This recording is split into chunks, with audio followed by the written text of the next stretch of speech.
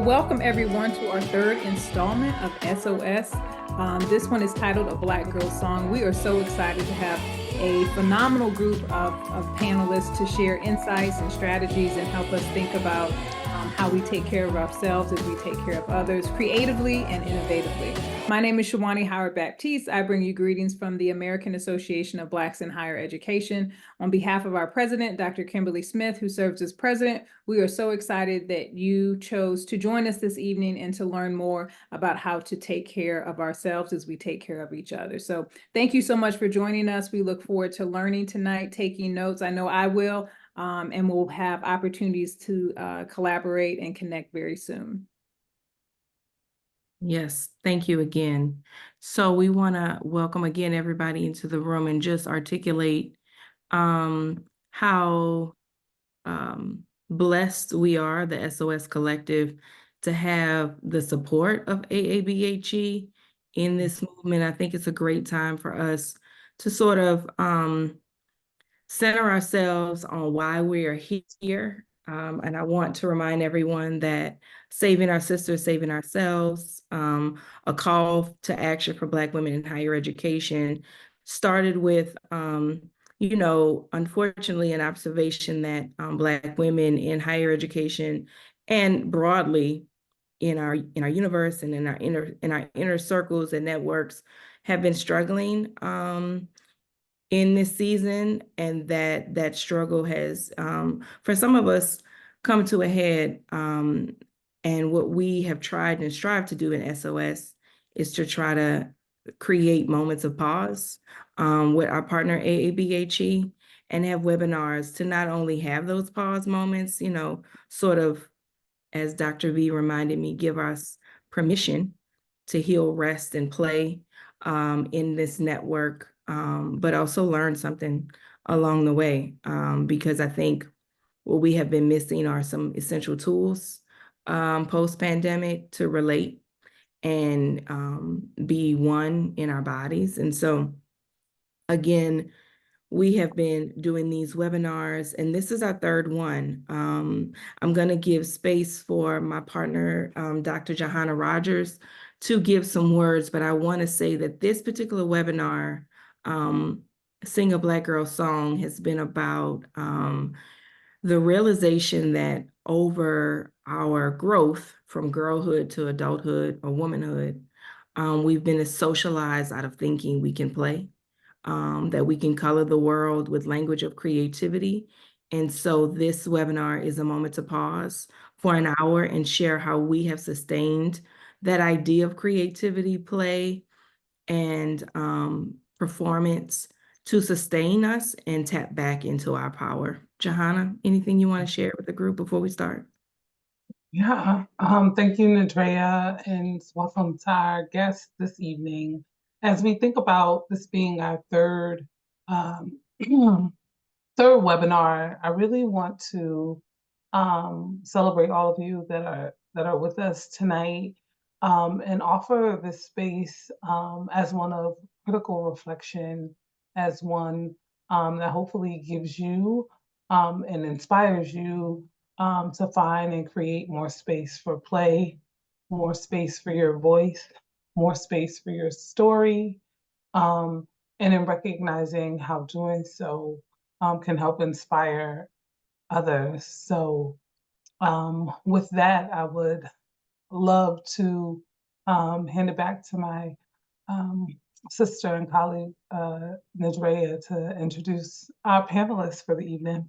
Yes, we want to thank these amazing women for joining us. And so I'm going to do the task of introducing Dr. Venus E. Evans Winters, who is an author, researcher, and policy scholar. She is the Black Girls and Women's Research Initiatives Coordinator at the African American Policy Forum and a visiting professor of education at The Ohio State University in the Department of Educational Studies. She is also the founder of Planet Venus Institute and the creator of the Planet Venus Mental Health Academy, as well as the Write Like a Scholar program. She has also served as an expert on the state of Black schoolgirls' psychological development and mental health on Push Out, a documentary. Dr. Evans Winters researches and teaches in the areas of Black feminist thought, critical race theory, educational policy, and qualitative inquiry. She is well authored. She has several books that I hope that you all will go and look if you haven't read them, because I'm sure that there are many followers of Dr. V in the room. But in addition to all of these roles, she is a psychotherapist and a certified clinical trauma professional. So we're happy to have her just contribute to the space tonight. Johanna? Yeah. Our second guest panelist is Dr. Dominique C. Hill, a lover, daughter, and cultural worker who focus on interdisciplinary scholar, creative, whose work explores embodiment, Black girlhood, body memory, and intergenerational tensions. Dr. Hill enacts spiritual and intergenerational work as a homegirl of Saving Our Lives, Here Are Truths, a guide of the 28-day global dance meditation, and a co-visionary of Hill L. Waters. Dr. Hill is also a co-author of 2 books. Hill's first solo monologue is forthcoming, titled Black Girl Reliable, examines embodiment and practice of resistance in Black girlhood. Her work also extends to the field of Black girlhood studies as an assistant professor of women's gender and sexuality studies at Colgate University. Welcome, Dr. Hill and Dr. V. So we are happy to have them here today, and I think, Nadrea, do you want to kick us off with our first question for panelists? You're on mute. There always has to be someone on a Zoom that's talking on mute. So,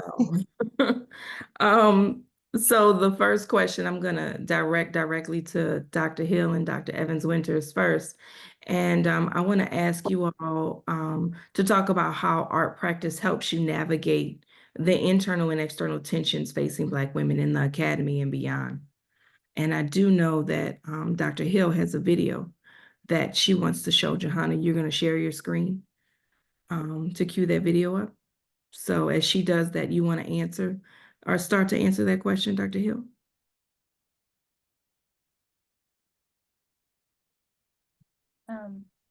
For a moment, if we can all just take a second to take a breath together, a collective breath. Just ground into our seat. If we're laying in the bed, hopefully somebody laying in the bed. If you're driving, don't close your eyes, but just take a moment and put a hand on yourself and be here. So we're going to take a deep breath in for 3, deep breath in, 2, 3, hold it, let it out. So art practice, one is to think about, I had to move away from art as something that is isolated in a space to something that you do, something that you be, right? And so to take a moment to take that intentional breath, to know that you have the capacity to create the next moment is art. And why that becomes important is because in a society where we're moving so quickly, so fast, that we rely on our bodies, but we don't necessarily notice what we're doing. And so that art practice I had to go back to as a result of being a part of Saving Our Lives, Here Are Truths, being a part of Soul Hot in grad school. One, I had to realize, like, no, there's theory and there's answers when you allow yourself to play and stay curious.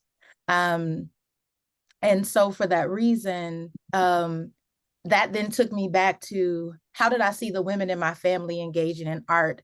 And one was about my aunt, who knew how to organize the shots that she took preparing to go out while doing her makeup. And it was an entire process of watching her move and flow between these things and grab a shot, pour a shot, take a shot, do one eye, grab a shot, pour a shot, take a shot, do a lip line. And I mean, it was artful.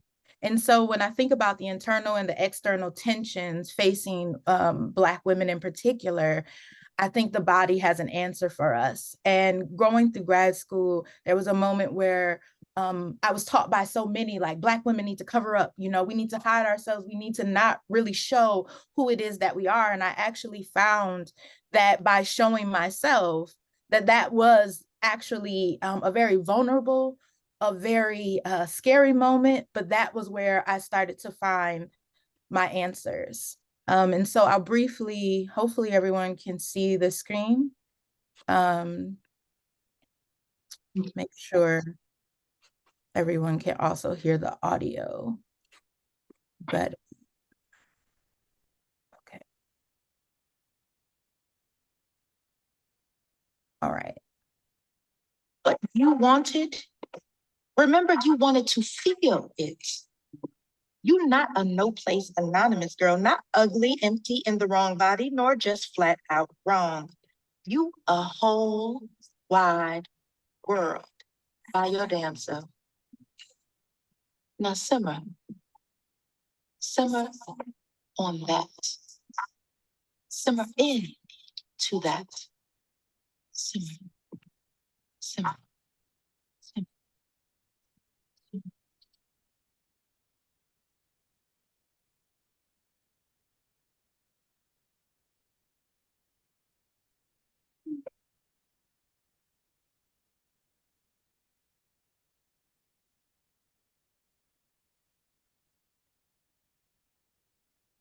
Yourself.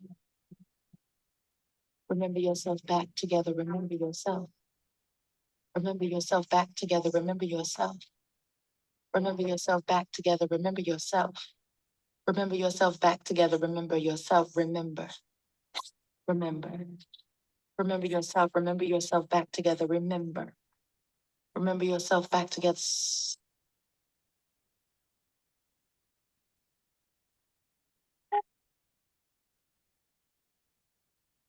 I'll stop there. Thank you.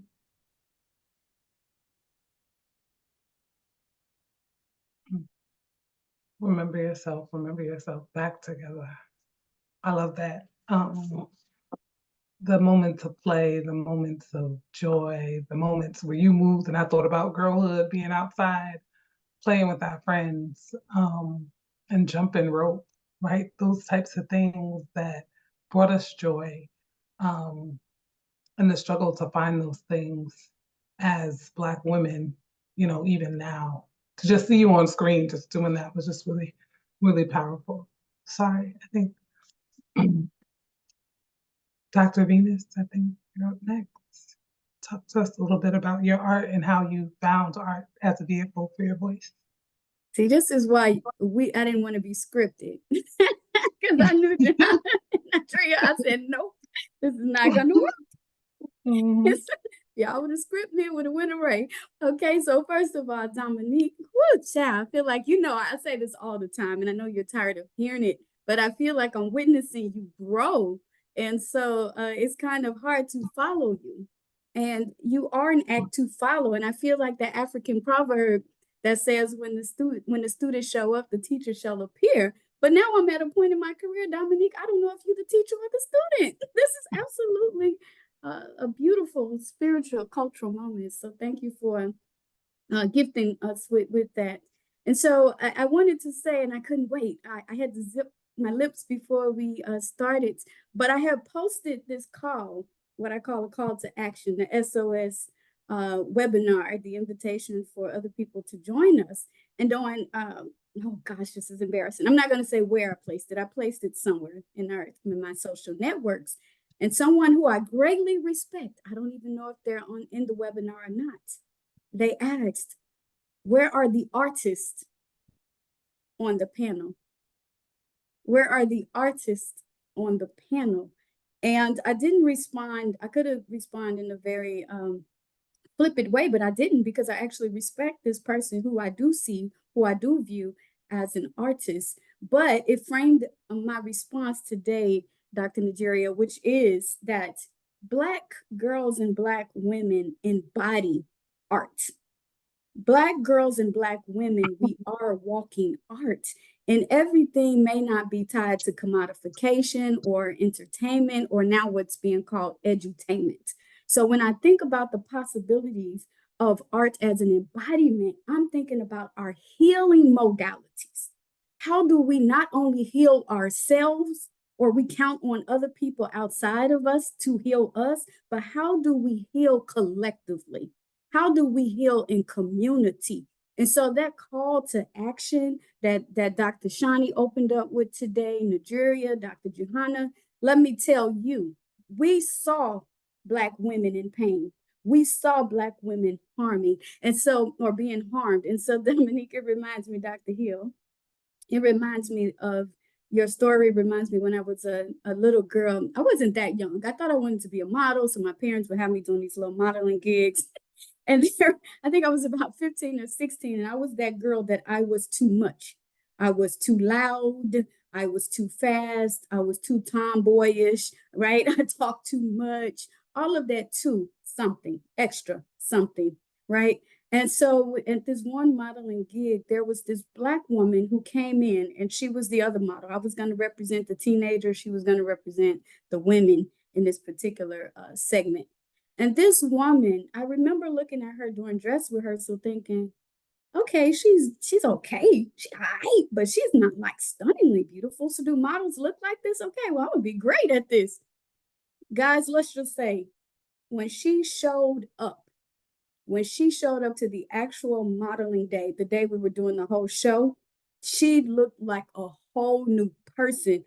Her makeup, her eyelashes, her hair. Y'all know how we show up in our bonnet and scarves, before the day of the event. That's what she did. But I saw her transformation as magical. And that's when I knew, just like with SOS, Dr. Lori Patton, I believe, is on this webinar. So when you all first convened with Dr. Lori Patton, when I say you all gave us permission, you all gave us permission to walk in all of our art, right? And so that moment, that Black woman showed me, you know what? We show up in a variety of ways. We show up in a variety of ways. We are art. We are an embodiment of art and everything that this world has to offer.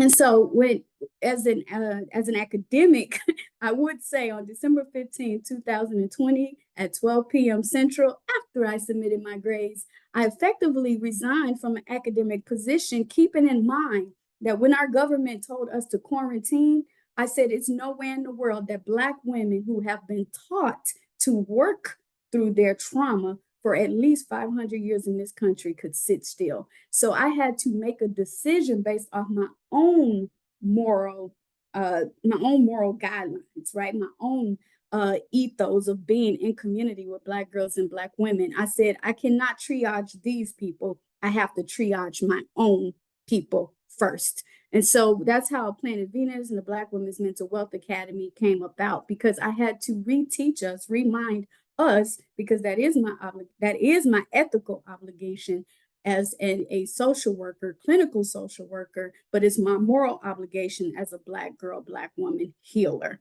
And so I said, let me triage my people first. And so I do have some images that I believe are relevant. And I want to call all of us, as we're prepping those images, I do want to ask all of us who are here today on the webinar, grab your images. And so even this sister elder who said, who are the artists? We are art.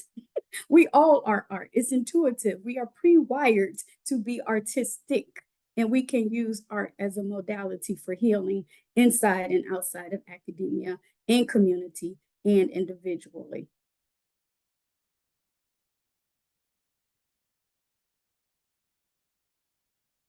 So here, see, I had to take a breath. Right. So here you see my youngest sister. Yes, my youngest sister who's in blue, she was actually born taller than me. But the reason why I go back to this image is because when I was trying to think through how do we heal in community from afar in a dual pandemic, a racist pandemic, as well as the COVID-19 pandemic, I had to think about who am I? So my sister and I were only 1 year apart. So everything I've ever persisted through, everything I've survived alongside my sister. And if most of you reflect on during trying times, who are you healing with? We're not typically healing alone. We're healing with other girls, siblings, or family members. And so I had to go back to my sister, or this idea of daughtering. And so when you're a daughter, you're always helping to heal other children, the elderly, other women, and even in many cases, serving the menfolk, right? So I started with that cultural way of being. Who are we healing with? So here, this is me teaching. These are my Black feminist thought students at a university. They're all very, very grown out. It's so funny starting their own families. So naturally, when I became a professor, it wasn't enough just for me to research and to teach theory. I began, and I still do this today, I began to teach other girls and women and people who are in community, gender expansive people, how to basically translate our research and how we think about our policy needs through art. And so this is us after performance. Excuse the hair, okay? It was dyed and fried at this point. But nonetheless, this is us doing spoken word. I write short short stories, plays, and theater performances to talk about issues that impact Black girls and women. And so obviously during the pandemic, I found myself alone. So I wasn't close enough to my sister, nor was I close enough to my students. So I had to figure out how to basically sit. So how to sit through a racial pandemic, a health pandemic that none of us knew what was about. And what a lot of people don't know is that the US government and the Human Rights Commission has declared we're in the middle of a mental health pandemic. And so I knew whose side I was on. I know whose side I am on to this day. And so I began to not only keep my practice private, I decided nervously to actually become public about my practice. So this t-shirt was actually gifted to me by Dr. Gloria Boutte, who is the professor of the state of South Carolina and is distinguished professor at University of South Carolina. And so she loved when this picture went viral. And this is me in a yoga pose. So I had to learn to sit with myself and then figure out who am I? How do our bodies heal us? And so as a clinical trauma professional 1 and 2, that means I deal with some of our most difficult cases when it comes to health and healing. And finally, I want to offer this up. So after I learned how to study my relationship as a daughter and as a sister in healing in community or in partnership with, I moved to how this translates to my students and to other women and gender expansive people and femmes. And then I realized through meditation and breath work, and I can't take credit for this. This is actually borrowed from Audre Lorde. I studied the works of Alice Walker, who still is a practiced Buddhist, by the way, and also working the teachings of Bell Hooks. And now I do work with Ruth King, who is also a Buddhist, a Black feminist Buddhist teacher as well. And so Audre Lorde wrote in Sisters Outsiders, we must recognize and nurture the creative parts of each other without always understanding what will be created. So if you can, if you're able, not if you're driving, as Dr. Hill said, but if you are able, take a picture of this quote, Audre Lorde, without always understanding what will be created. All right. Thank you for that question. Gratitude. Thank you, Dr. V. We're going to go to Johanna next. When Nadrea and I worked on putting this panel together with the rest of the collective, we said, well, you know what, we're going to show up and not just ask questions and facilitate dialogue, but also participate. Because I think in response to the elder that asked you the question, where are the artists? Well, I am an artist. I'm a scholar artist. And part of the reason that we thought about this topic is because oftentimes the conversation about artistic talents or creativity must be an aside, right? And it wasn't until, similarly to you, Dr. V, during the the pandemic, unfortunately, I had a really bad fight with COVID in 2020. And when I was hospitalized, the one thing I thought about that I had not pursued with all my heart was my art. Because oftentimes, as young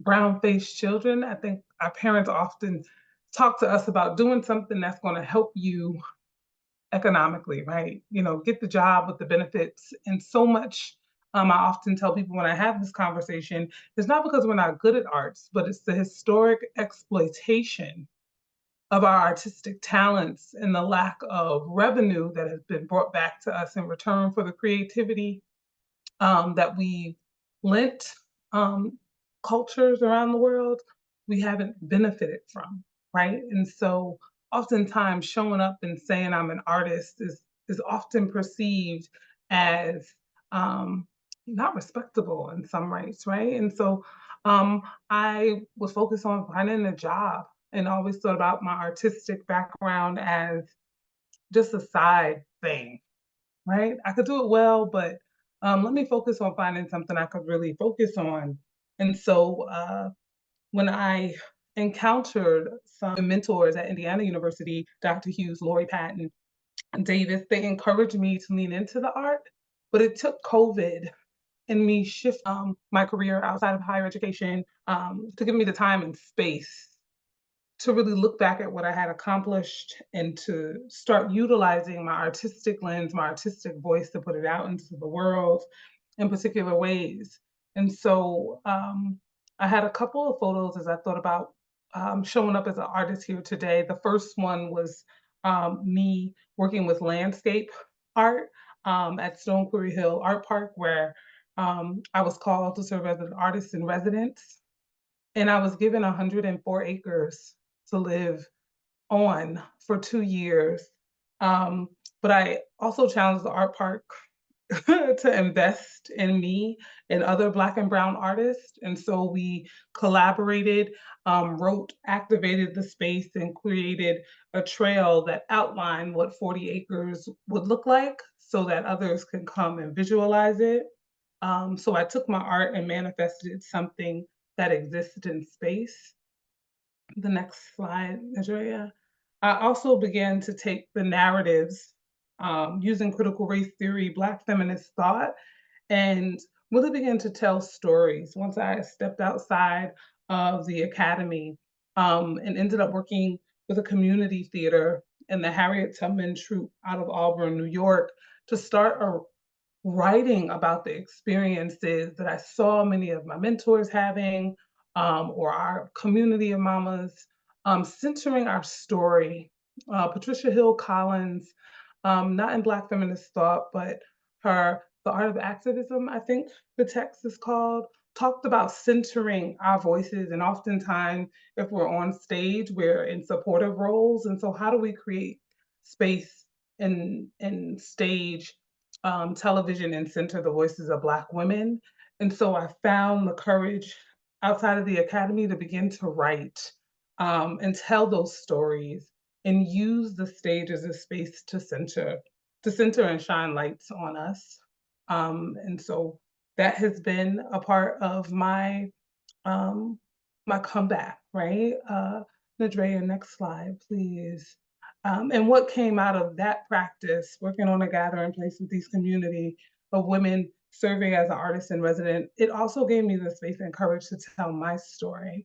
And so I wrote a one-woman show called Shattering that I'm touring around the country this year that really talks about the moments that break us and how we rarely have time, like tonight, on here, showing up with the whole day on our minds, and the ways in which people have minimized or trivialized some of the things that we hold dear, like the work we do, or take for granted the work that we do. How do you talk about that on stage? And so Shattering was my unapologetic moment to say, to hell with y'all.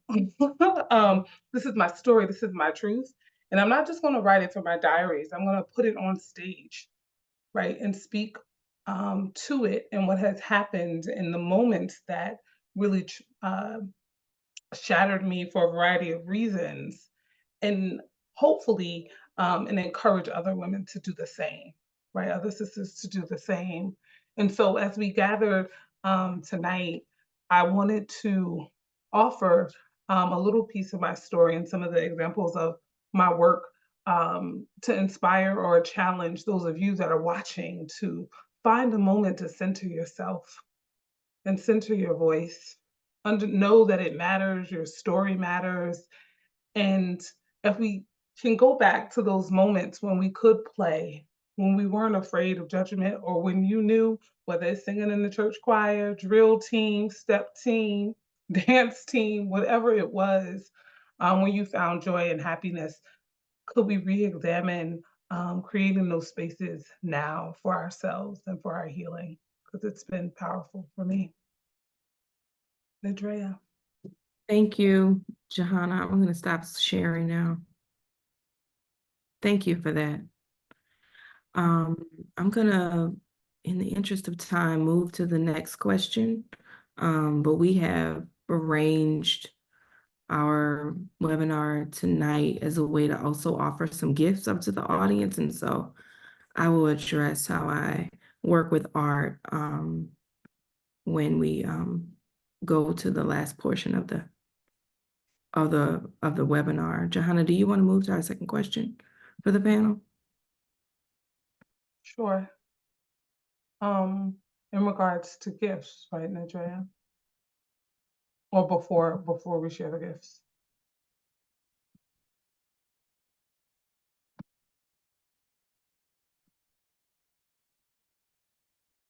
We're going to the gift sharing now, Nadrea, or you're on mute, so that's why I can't hear you. Oh, I'm so sorry. Listen, we had this moment before we got with everybody. I've been talking on mute all evening. Yeah. It's a Zoom thing. I'm so sorry. Yes. So we asked, I just wanted to make sure I was on script. I'm a partner as well. We asked each of the panelists tonight, as well as Dr. Njoku, Nadrea, to identify a piece. The title of the session tonight is Sing a Black Girl Song, that was taken from Ntishaki Shange's infamous work for colored girls who considers for colored girls who consider suicide when the rainbow is enough. She talks in that piece about singing a Black girl song. And so in the spirit of Ntishaki Shange and many others that probably have also been mentioned already, we're going to open up and ask Dr. Hill and Dr. Winters to share a piece of their artistic gifts with you this evening. And Dr. Winters, do you want to go first?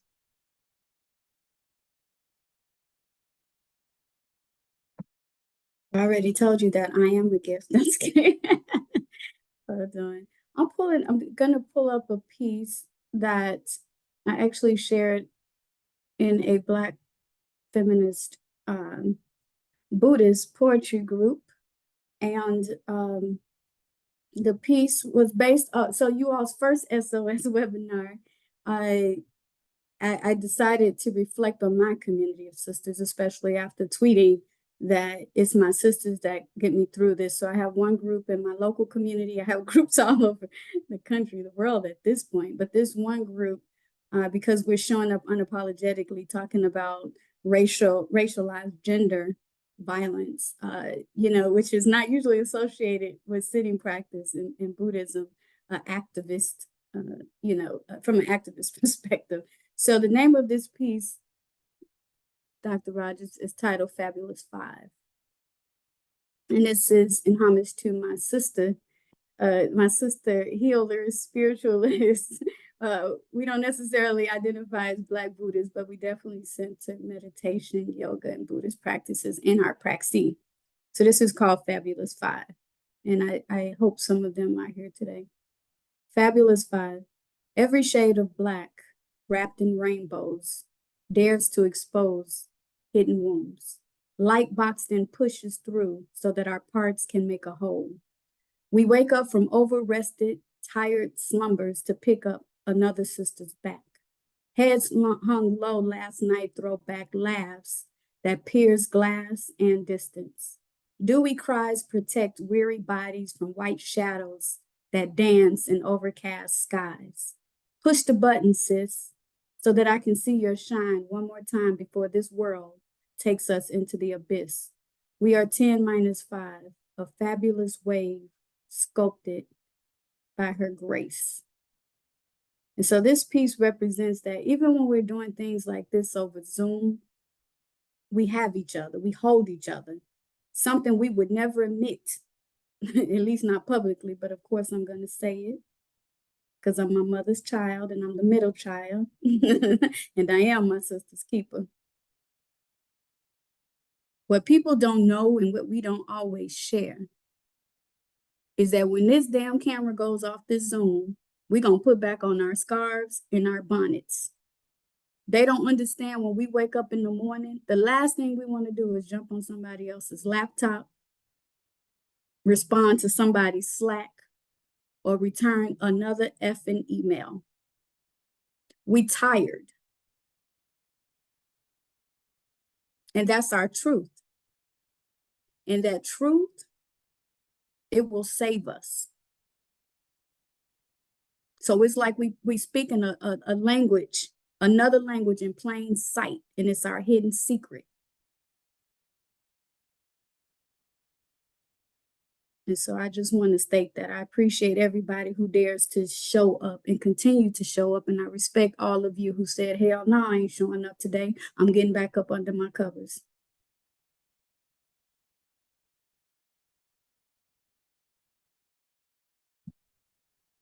Amen. Thank you.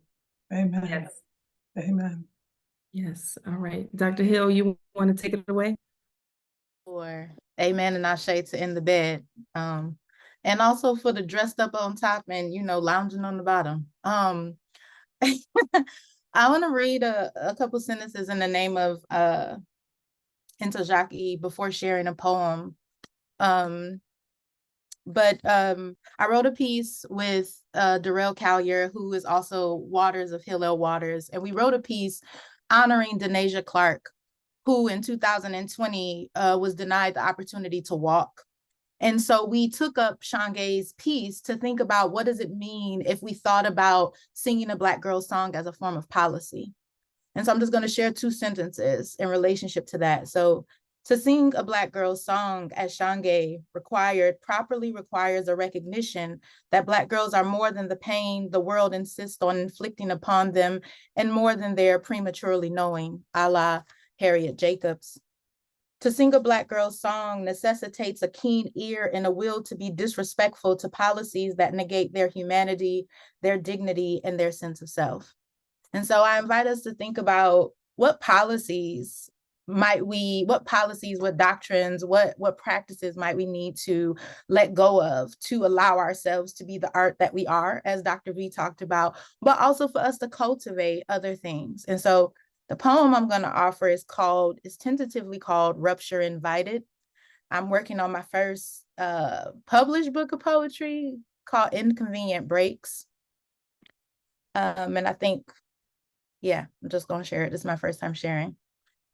She stood on the ledge of herself, smelling the dead flowers, wiping salted sorrow, stirring the steamed shoulda, coulda, wouldas and fresh ylang, and almost burial in view.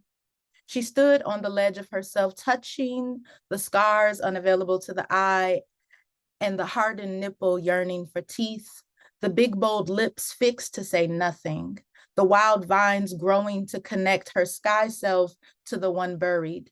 She be suspended in questions. She stood on the ledge of herself, listening to the wailing wind, the reasons she should jump, the voices that arrived after she made the decision to shh. The rhythm of doubt, the bass of audacity, and almost reason to retreat. She stood on the ledge of herself, tasting the dew of disappointment and okra water, kissing great-grandma's tears no one saw that stung like peppery bourbon. She be ready in herself. She stood on the ledge. She slept on the ledge. She sat on the ledge. She climaxed on the ledge. She cried. She bowed. She leapt off the ledge of herself.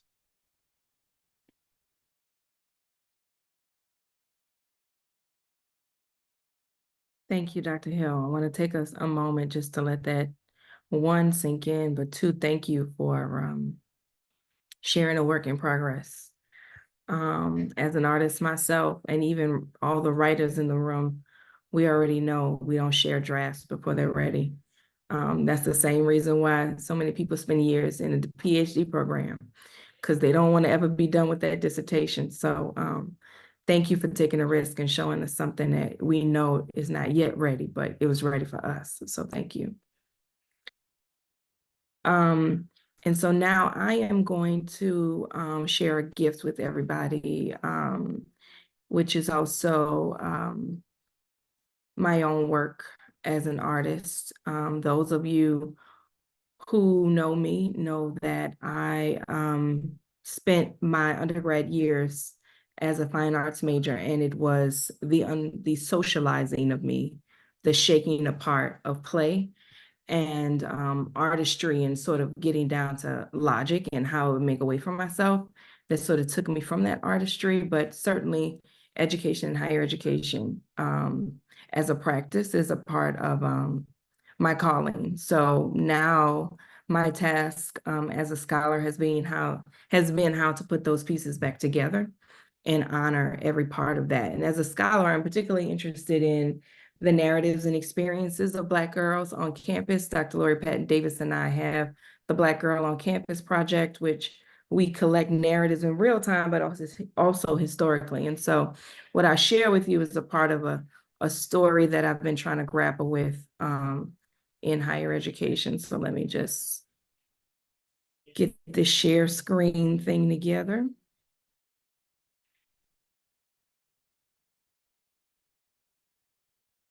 So this is my gift to everybody. And I think that this gift is in step with SOS. This is a photo of the staff of, or I would probably think the executive staff of Howard University in 1930. And in the middle here, you have Lucy Diggs Slow. When we're talking about saving our sisters, saving ourselves, we often think, and I often think and recall Lucy's story, particularly because Lucy is the first dean of women at Howard University. She's a pioneer in student affairs. But when we talk about health and being overworked, Lucy also died in her position as dean of women at Howard. She died in that position also having just received a letter from Mordecai Johnson, the president of Howard at the time, requesting that she resign as dean of women. He was particularly frustrated with Lucy as dean of women, not just because she was doing an excellent job. We can't do excellent jobs, but you can see she's the only Black woman pictured here. He was particularly frustrated with her because she was keeping a home with her partner, another woman. And it was customary practice at the time that deans of women, not deans of men, but deans of women, hold homes on campus with the other women. And so he was frustrated that she would not give up her home with her partner, and that he demanded that she come on campus to live on campus. And so my work as an artist and as a scholar is to try to think about the things that haunt us and the narratives that often don't get shared. It's only within the last 5 to 10 years that the letters between Lucy exposing the behavior of Black men in this photo and their behavior with other Black women have become public. The archives have become shed open, and we are able to see not only her dialogue exposing their bad behavior and asking that they be reprimanded but not be fired as a result, but her letters between Mordecai and her partner's letters to the Board of Trustees of Howard University, demanding an apology for their behavior against Lucy while she was sick, and not being able to recognize who she was. So as you can see here, this is an up close of her, but you can see her stature. But as I play with photos and as an artist, I think it's important that we play with her size. She was a giant among men. And being a giant among men is scary. It's scary then, and it's scary now. And I know that there are so many women in the audience who are giants among men where you are. And it was being a giant among men and the scary factor being a giant among men that took our sisters' lives, and it's the lives that we continue to try to save. But as we play with pictures, I want you to look closely at the picture and look at the elements that have added, not just Lucy's size, but the snake in the picture and the dunce hat, or the man that she tried to call out for his inappropriate behavior with other women. And he was not fired for that act, but she was cast aside for her truth telling. And so as an artist, I like to play with pictures, do screen printing, and sort of talk through the pictures in a way that we can't talk through articles. Because unfortunately, everybody is not going to read every article we write. I think the articles we write are for ourselves often, and they're for the questions we have and ask of the work, but we can't often visually talk about Lucy in this way. We can write that she was a giant, but what if we depicted visually who she was and exposed the Black men for the evils that they do and do against Black women, not because we are of the same community, but because we are operating in a white supremacist society and they are being tools of white supremacy. And so in being a tool, we can actually be violent against our own.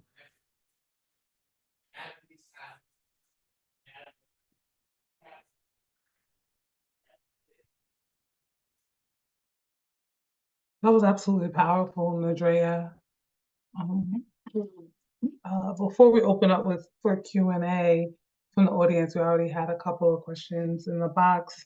I'm just going to offer, almost in response to Nadrea's question, a little bit of a piece in Shattering that from the play Shattering that I wrote. It's a poem, and I'm just going to share a short snippet of it in response to being a giant amongst others. She hit reset instead of repeat. She hit reset instead of repeat. She hit reset instead of repeat. She no longer speaks in soft voice. Her voice booms because she isn't worried. She's shattering generational curses, relationship spells, and posture-driven doubts, shattering the story about the monsters under my bed that crept into my journal pages, confessing fears and the potential downfalls that kept me bunkered within my own imagination. You see, I slid out of this deficit storyline. I created my own, and I'm moving accordingly to a new place in the books. I'm shattering these myths. I'm rewriting my potential with strokes of a sharper pen. Shattering is a place I came to in the road when I couldn't outrun myself no more. Shattering demands, owning my greatness, letting me be free from that age-old conservatism found in Southern Baptist churches on Sunday mornings where women must be in stockings and dresses with slips. The conservatism that makes marriage the goal and empire something only men build. My place as a Black woman is at my table and theirs, if I so choose. I'm deserving of greatness, and my testimony is simply shattering.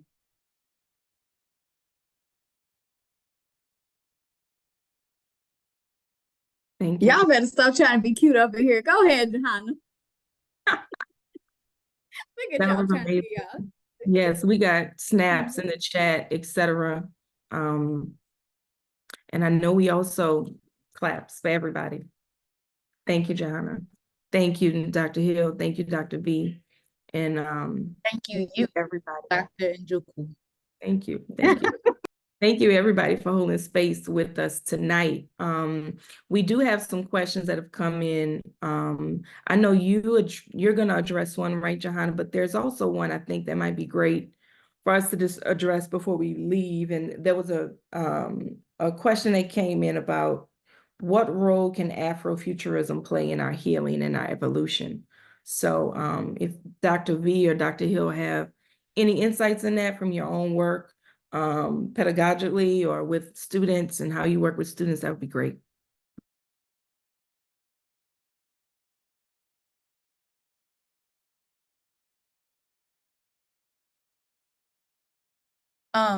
I'll be the first to say labels sometimes be getting me, but for me, I really think about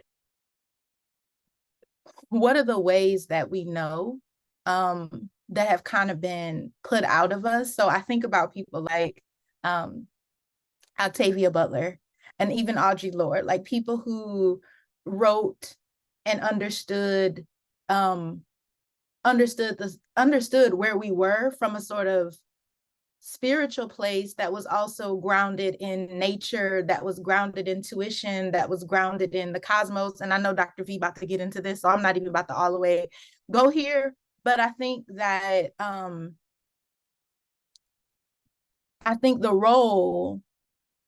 what can play a role in our healing is attuning to the non-rational.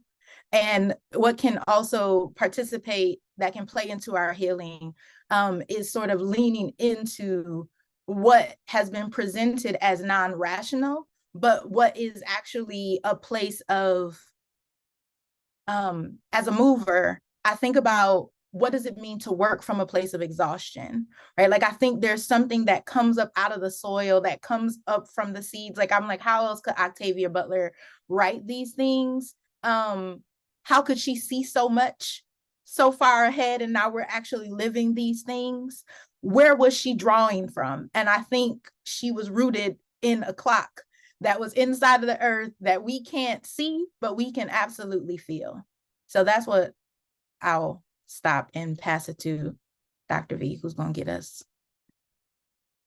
Nope, I think you said it all, Dominique. I think that sometimes the labels, the categorization can be blinding, right? It's almost like looking at the world through somebody else's prescription glasses.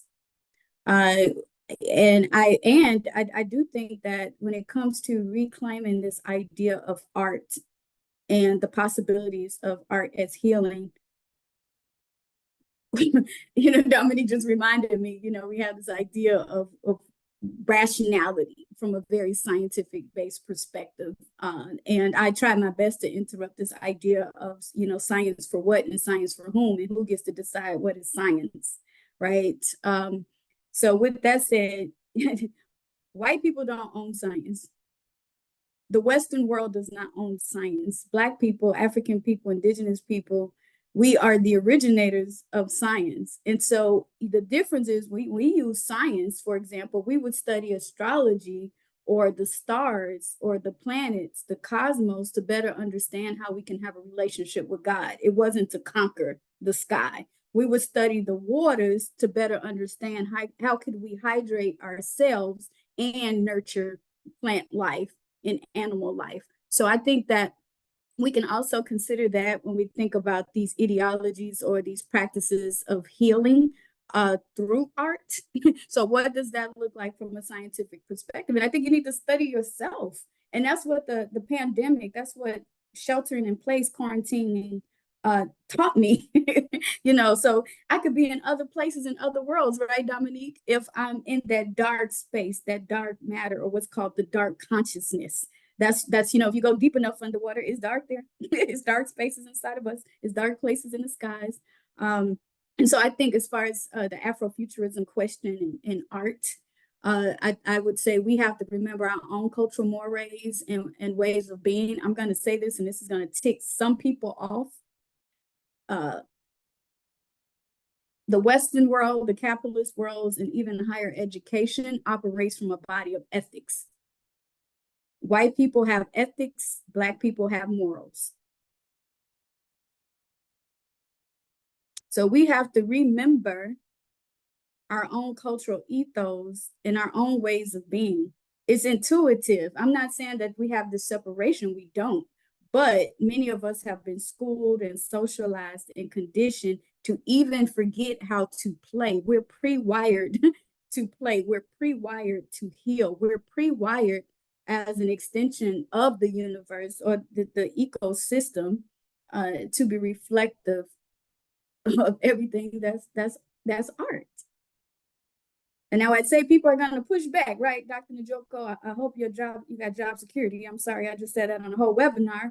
And what I mean, I'm not saying that different groups of people, even own ethics. I'm just saying that ethics is put in place for a set of bureaucracies that's meant to protect that particular system or institution.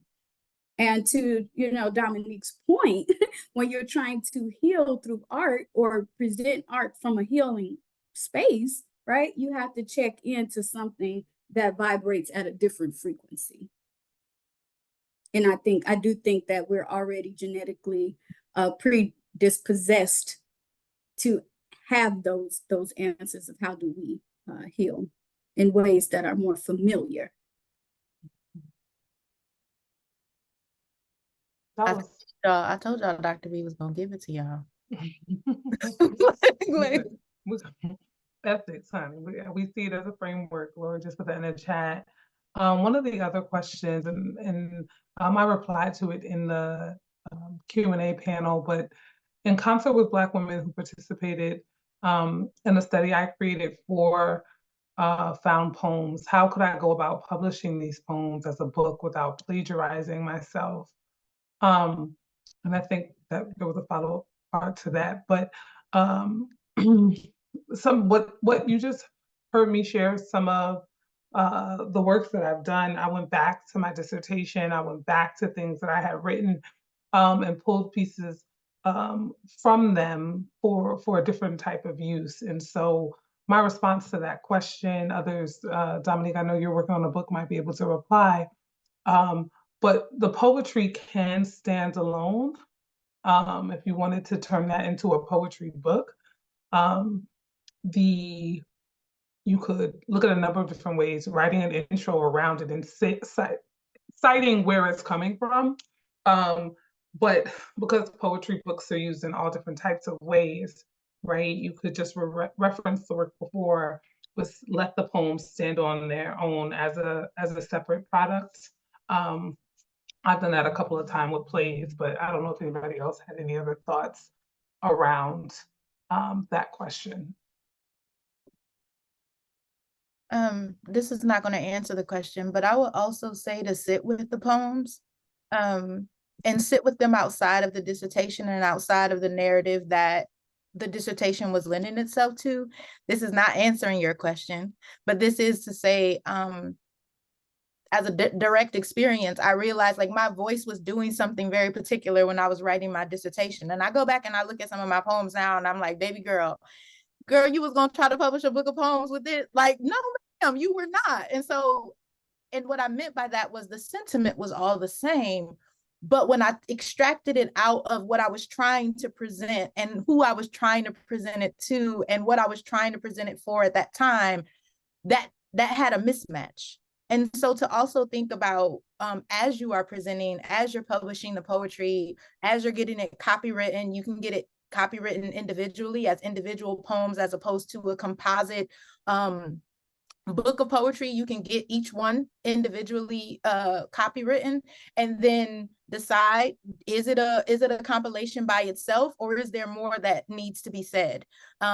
Is it the start of a book, or do you want to just do it that way? What do you want it to do? Yeah, that would be the things that I also suggest as you go and continue that journey of putting those poems out. Yeah, and we have also some feedback from Dr. V and Dr.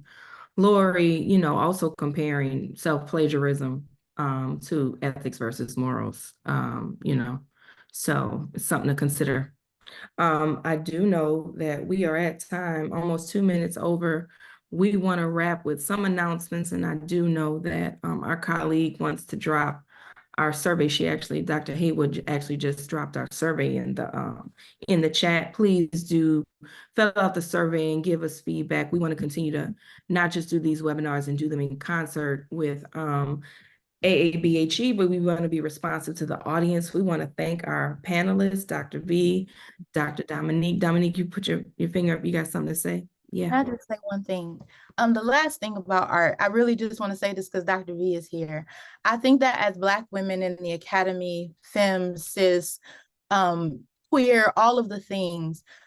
One thing about art is being able to show up in space as you are, and also to show up in space as you are again and again and again, and be different and be okay with that.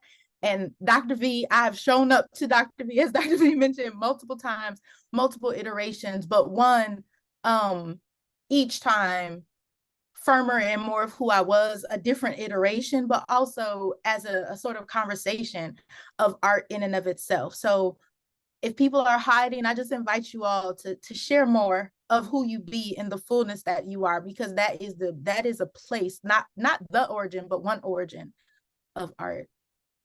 Mm. So thank you, Dr. V, and y'all. Absolutely. I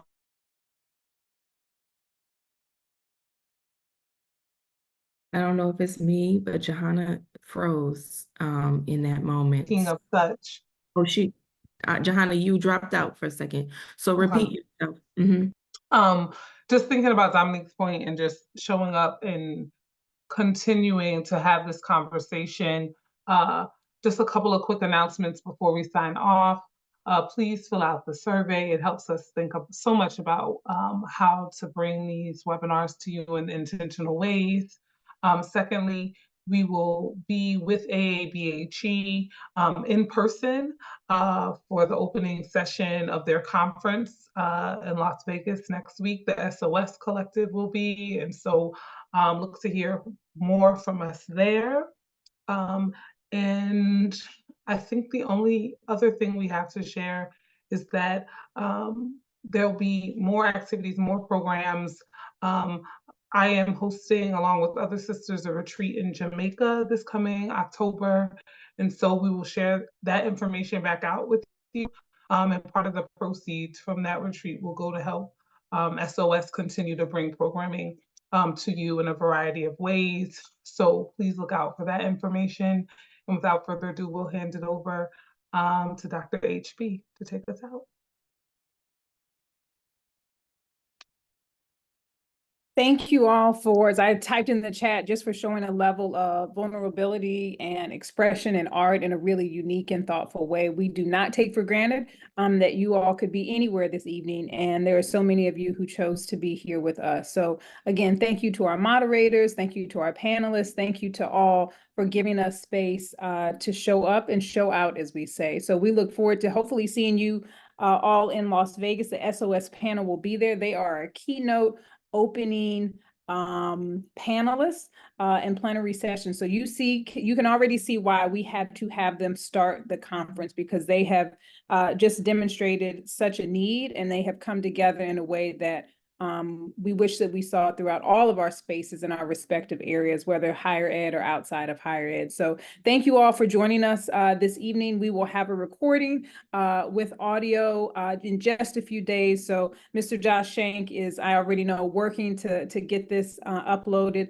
and we will send the link to the YouTube channel and the video once it is edited and ready to be shared. So thank you all so much for connecting and sharing, and we look forward to seeing you on the next SOS Collective. Have a good evening, everyone. Thank you, panelists. Thank you, speakers.